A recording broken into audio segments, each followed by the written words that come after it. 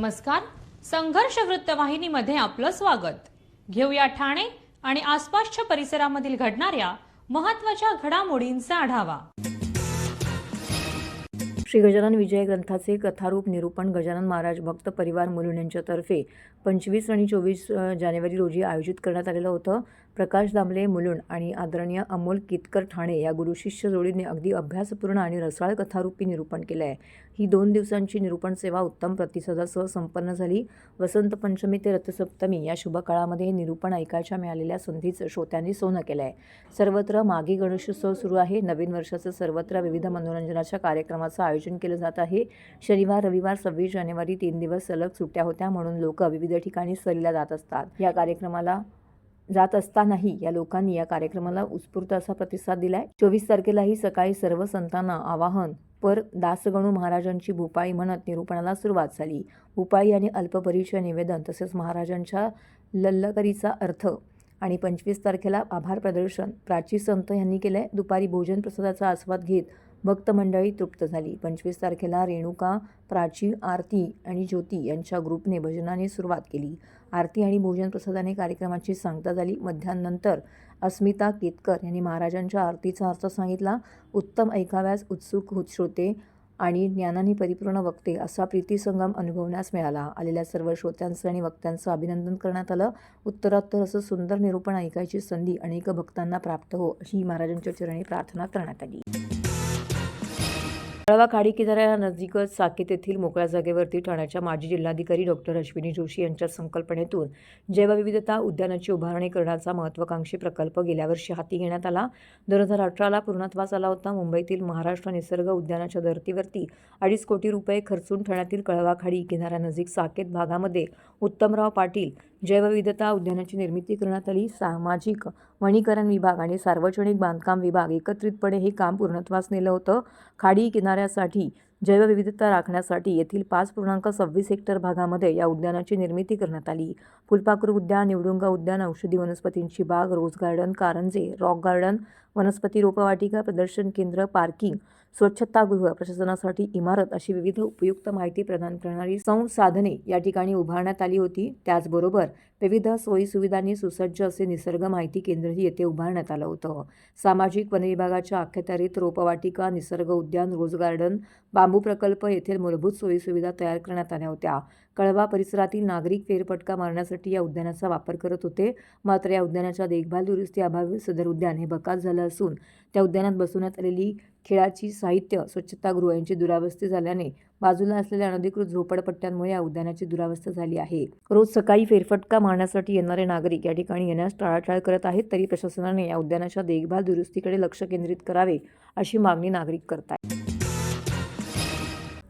ऐतिहासिक सांस्कृतिक ठाण्याच्या लौकिकात भर घालणाऱ्या महाराष्ट्रातील सर्वात मोठ्या मागी गणेशोत्सवाची सांगता होऊन गणरायाला भावूक निरोप देण्यात आला आहे। राज्याचे उपमुख्यमंत्री अजितदादा पवार यांच्या अकाली निधनामुळे बुधवारी जल्लोष टाळून नामस्मरण करीत लाडक्या बाप्पाचे कोपरी मेडबंदर घाटावरती विसर्जन करण्यात आलंय।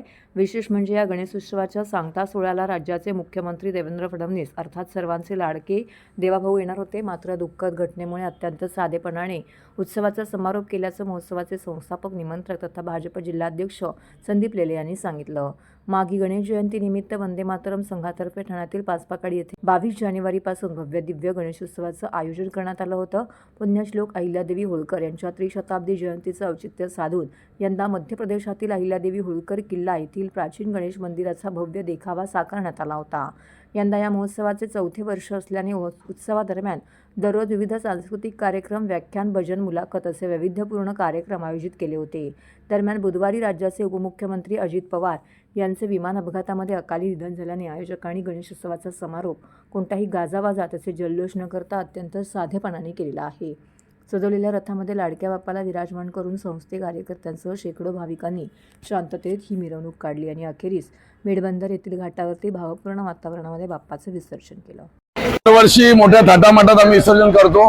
ढोल, ताशे, बँड पथक, लेझिम, गांजा, वारकरी, परंतु यावर्षी सकाळी जी दुर्दैवी घटना झाली आणि आपल्या राज्याचे उपमुख्यमंत्री आपले लाडके नेते अजितदादा पवार यांचं अत्यंत आकस्मिक आणि अनाकलनीय अशा पद्धतीने अपघातात निधन झालं आणि त्यामुळे आम्ही गणपतीची मिरवणूक ही अत्यंत साध्या स्वरूपात घेत आहोत। या इथून आम्ही थेट ठाणे पूर्व येथील विसर्जन घाटावर जाणार आहोत। बाप्पांचं आम्ही रथामध्ये त्यांना विराजमान केलेलं आहे, विराजमान। त्याच्यासमोर गाड्या राहतील, बाकी मोटरसायकल राहतील आणि फक्त एक रिक्षा आहे, त्याला कळणे लावलेले आहेत। त्यावरनं गणपती बाप्पांच्या नावाचा जयघोष आणि नामस्मरण होत राहील। या व्यतिरिक्त कुठल्याही आवाजाचा, वाद्याचा प्रकार, फटाके वगैरे सर्व आम्ही टाळले आणि बाकी थाटामाटात त्याचं विसर्जन होईल। बाकीचा अनावश्यक भपका टाळून ही मिरवणूक जशाच तशी उत्साहात पार पडणार आहे।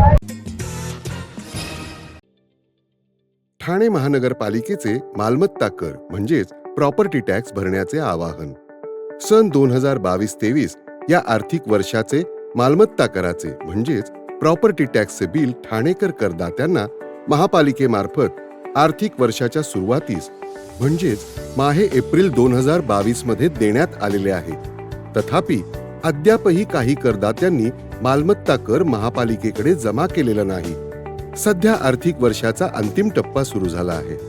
मालमत्ता कर वसुलीसाठी महापालिकेतर्फे कडक कारवाई हाती घेण्यात आली आहे।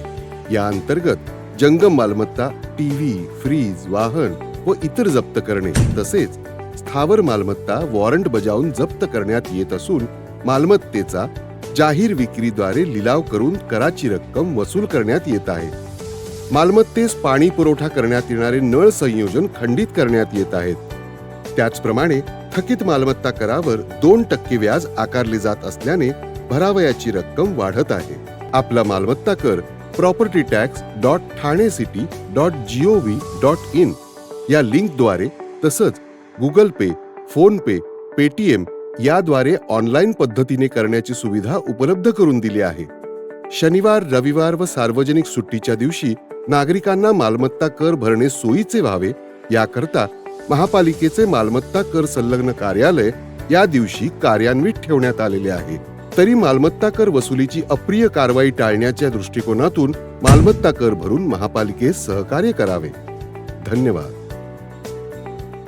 उपमुख्यमंत्री अजित पवार यांच्या अपघाती निधनाने राज्यासह देशभर हळहळ व्यक्त होत असून महाराष्ट्राची मोठी हानी झाली आहे। त्यांच्या अकाली जाण्याने ठाण्यातील अजित पवार गट देखील पोरका झालेला आहे। अजित पवार यांना मानणारा एक गट ठाणे शहरासह जिल्ह्यात सक्रिय असून यामध्ये प्रमोद हिंदूराव, नजीब मुल्ला, आनंद परांजपे आणि कॅप्टन आशिष दामले यांचा समावेश होतो। राष्ट्रवादीचे 2 गट झाल्यानंतर या तिघांनी जिल्ह्यामध्ये राष्ट्रवादी अजित पवार गटाला वाढवण्याचे विशेष प्रयत्न केले होते। ठाणे जिल्हा शिवसेना शिंदे गट आणि भाजपाने राजकीय वर्चस्व सिद्ध केलं असताना अजित पवार यांच्या राष्ट्रवादीने देखील राजकीय पाळेमुळे या जिल्ह्यामध्ये चांगलीच रुजवली।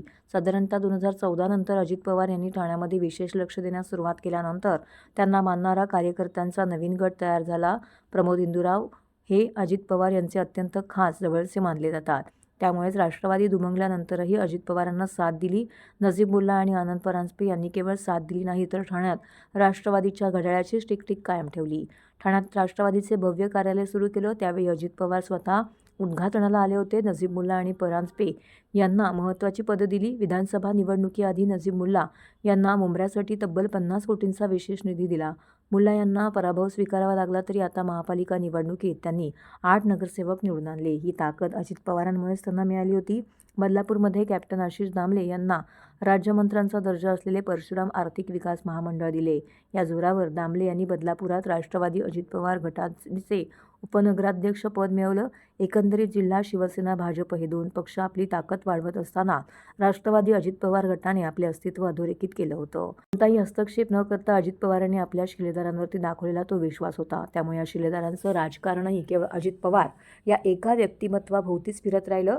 राज्यात सत्ता आणि हातात तिजोरीची चावी असल्याने मोठी निधीसाठी ते आश्वस्त होते। राष्ट्रवादीचे आमचे अध्यक्ष, राष्ट्रीय अध्यक्ष, उपमुख्यमंत्री आदरणीय अजितदादा पवार यांच्या जाण्यानं खऱ्या अर्थाने महाराष्ट्रातला दादा माणूस आहे। दादांची प्रशासनावरची पकड, दादांचं राजकारणामधला अभ्यास आणि तडकाफडकी निर्णय घेण्याची क्षमता असा नेता होणे नाही।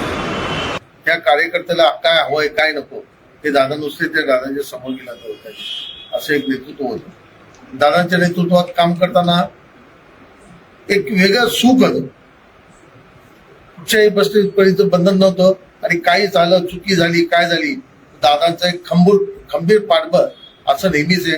त्यामुळे माहित नाही आता आज काय झाले, मी तुम्हाला सांगू शकत नाही काय मन म्हणतंय आणि काय म्हणत आहे.